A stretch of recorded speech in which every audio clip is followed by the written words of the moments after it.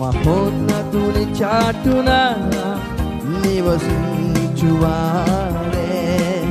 సర్వశక్తుని నీడను విశ్రమించువాడు.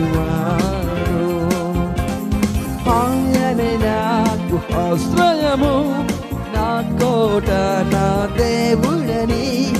ఆయనే నాకు ఆశ్రయము, నా కోట, నా దేవుడని.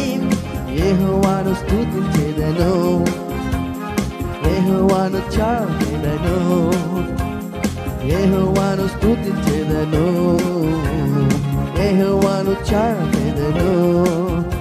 మహోన్నతుని చాటున నివసించువాడే,